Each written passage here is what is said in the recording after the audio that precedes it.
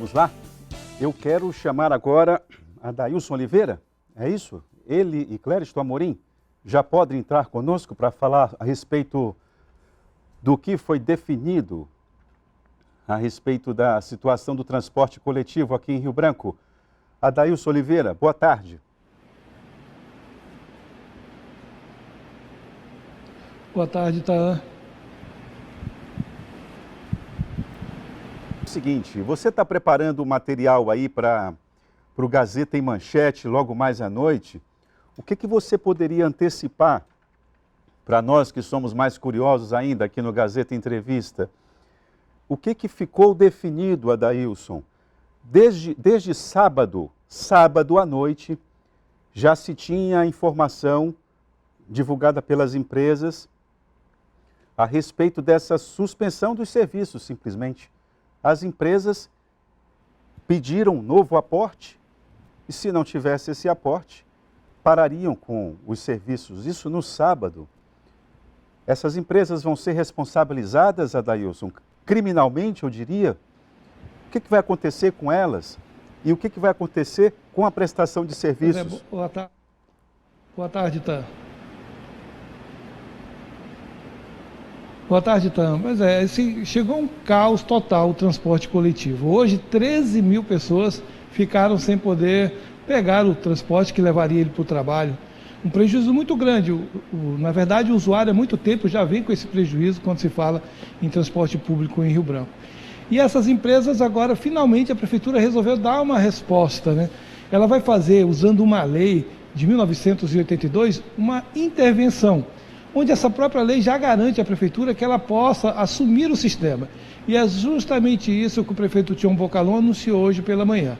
A partir dessa terça-feira, a garantia partiu do próprio prefeito, a Prefeitura vai assumir os veículos, a oficina, a parte administrativa das 3 empresas que operam em Rio Branco, e já conversou com os motoristas para que eles amanhã passem a trabalhar com combustível e a manutenção da Prefeitura.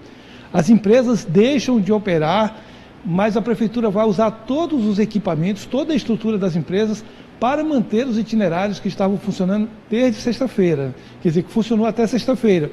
Então, vai ser mantidas as linhas, segundo o prefeito.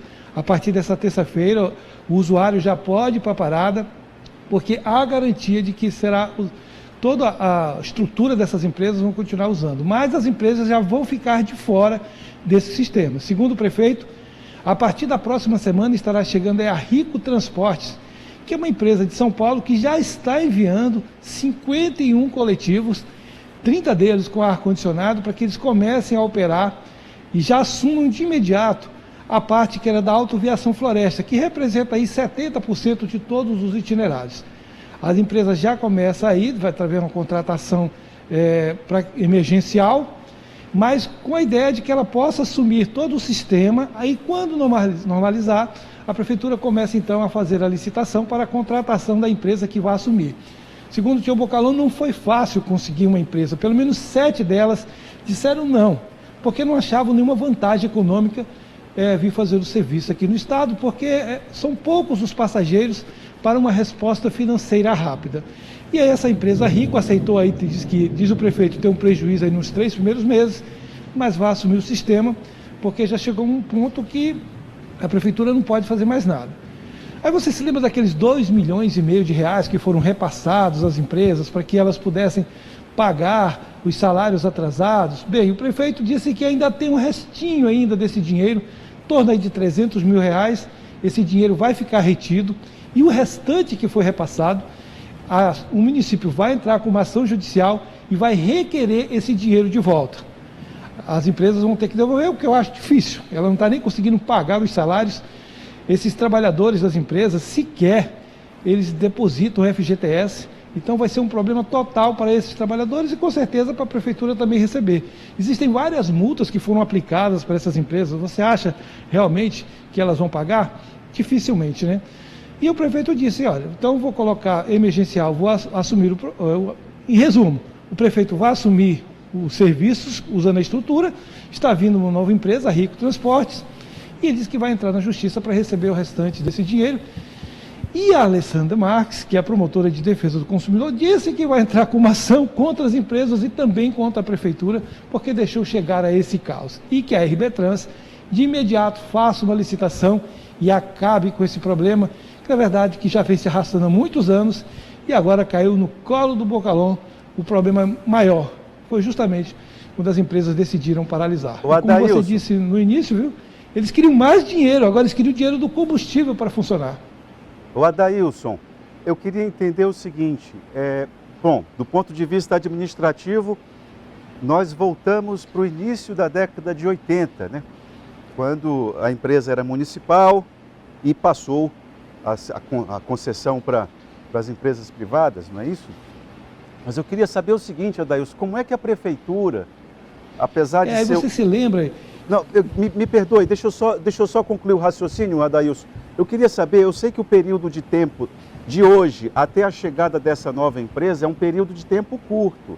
Mas como é que a prefeitura vai arcar com os custos de mecânico, os custos de manutenção, até essa empresa se instalar aqui, Adailson? Vai tudo ser bancado pela prefeitura. O prefeito Tião Bocalhau, 300 mil vai dar conta?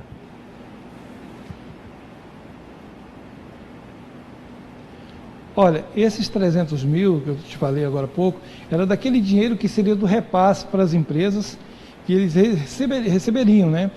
Esse vai ficar retido, eles não vão receber. Já para que esses ônibus passem a rodar amanhã, o combustível e a possível manutenção de algum ônibus que quebrar, que precisar de uma peça, de um serviço, já vai ser bancado pela própria prefeitura. Esse, inclusive, foi o motivo que o prefeito disse que esses ônibus não começaram já a funcionar a partir de hoje. É que precisava comprar o combustível, é que precisava conversar com os mecânicos, ver a situação de cada ônibus para que pudesse trabalhar amanhã. E houve uma conversa, um acordo com os motoristas também, que ele não especificou como será o detalhe do pagamento desses trabalhadores, mas de qualquer maneira, quem banca a partir de agora o serviço é o próprio município. Adailson, nesses momentos assim, de muito aperreio, de muita tensão, tem muita informação que a gente precisa avaliar com carinho e com cuidado. Uma delas que tem circulado é de que toda essa manifestação por parte dos empresários tem como meta acabar com a integração, com o terminal de integração, terminal urbano. Isso foi discutido hoje na coletiva com o prefeito Bocalhau. Existe alguma possibilidade de o prefeito Bocalhau interromper com essa integração? Seria um custo político altíssimo, Adailson?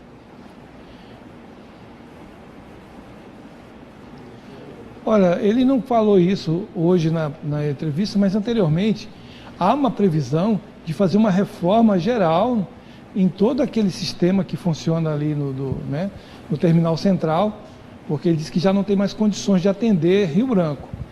E esses terminais pequenos, 5 que foram construídos em Rio Branco, que apenas 2 estão funcionando e em precária situação, 3 foram completamente, furtaram tudo que tinha neles. Então, assim, foi um prejuízo grande ao município. Esses possivelmente não vão mais funcionar, esses terminais. A ideia da RB Trans é que você crie pequenos terminais em pontos estratégicos. Por exemplo, você vem lá daquela região da C40, com sentido a Rio Branco, ao centro de Rio Branco. Quando você chega ali na corrente, por exemplo, e quer pegar para BR, você tem que vir ao terminal, pegar outro ônibus e voltar para você não pagar 2 passagens. A ideia é que tem ali, por exemplo, um pequeno terminal, onde a pessoa desça e já pega o ônibus, por exemplo, que vai para a BR-364, para aqueles bairros que ficam naquela região, como Santa Cecília, por exemplo. Então, a ideia da RB Trans é essa.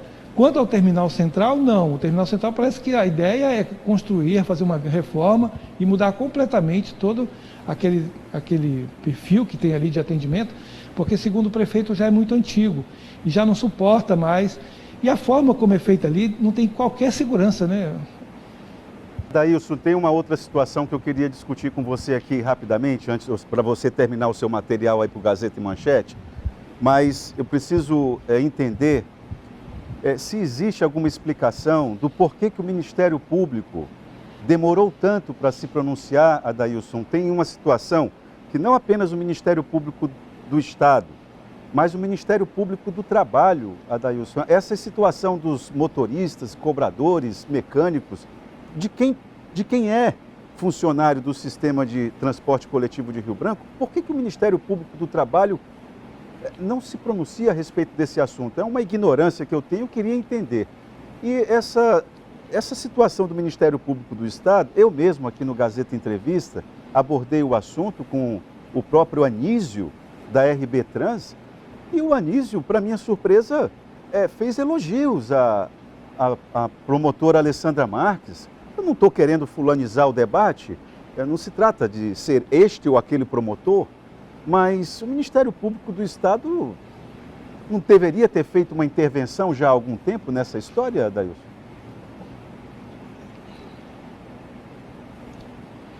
Pois é, essa queixa, na verdade, é uma queixa de várias outras pessoas, e todo mundo esperava há muito tempo que o Ministério Público já tivesse feito qualquer tipo de intervenção nesse sistema, exigindo que a Prefeitura ou as empresas ou a RB Trans, seja lá quem for, evitasse nessa situação que nós chegamos. E o Ministério Público ficou em silêncio esse tempo todo. A última vez que o Ministério Público se manifestou alguma coisa foi no reajuste, o último reajuste da tarifa, onde disse que requisitou vários documentos, que poderia haver irregularidades. Nunca deu uma resposta à população, nunca deu uma resposta às pessoas sobre realmente o que aconteceu nessa investigação. O fim é que mudou o prefeito, nós já estamos numa mudança de sistema praticamente aí, e nenhuma resposta veio sobre isso. É complicado, todo mundo esperava que o Ministério Público fizesse essa defesa. Assim como a própria Câmara, não sei se você se lembra, a gente tem aí uma CPI, onde a vereadora Michele disse que abria a caixa preta e tal, e durante esse período todo de caos nós não ouvimos nada da vereadora, nada dos vereadores para que fizessem alguma coisa. Quanto ao Ministério do Trabalho, foi assinado um termo de ajustamento de conduta entre as empresas e os trabalhadores. Elas nunca respeitaram realmente esse termo de ajustamento de conduta, porque sequer eles têm um fundo de garantia, o depósito, né, do fundo de garantia, e os salários. E também, mais uma vez, nós tivemos silêncio por parte do Ministério Público do Trabalho. E aí, agora, o que acontece? A Prefeitura tira essas empresas, e aí, esses trabalhadores vão receber os salários atrasados, vão ter o FGTS. Como é que fica a rescisão desses trabalhadores? Se essas empresas praticamente estão dizendo que estão no vermelho? Pois e aí? Não, dizer, sem a participação dos órgãos de fiscalização, de investigação, virou essa confusão toda. Pois é, exatamente isso. Adailson, eu queria agradecer a tua participação aqui, do Clériston também. Me parece que esse problema, as abordagens possíveis foram feitas aqui no Gazeta Entrevista. Espero que tenha sido a contento do telespectador. Muito obrigado, Adailson, obrigado, Clériston. São essas duas situações, essas duas frentes de dúvidas que nós precisamos atentar. Primeiro, no que se refere aos direitos dos trabalhadores do sistema de transporte coletivo. Como é que vai ficar, como diria Odorico Paraguaçu, né, o patrasmente? Como é que vai ficar a situação dos salários atrasados, férias, 13º, os sacolões, que foi o combinado de se distribuir? Como é que vai ficar essa situação? Os direitos trabalhistas. E a segunda coisa que precisa ser observada é o sistema de transporte coletivo em si. As pessoas querem ônibus com regularidade e o mínimo de conforto e segurança. Como é que vão ficar essas duas coisas, essas duas frentes, não é?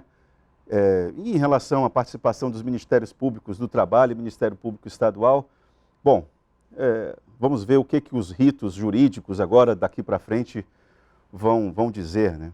Vamos ver, as pessoas estão aí, vulneráveis. O prefeito ficou completamente, eu falei isso e repito, o prefeito Tião Bocalon, ele está refém dessa situação. As coisas estão acontecendo e o prefeito está indo a reboque.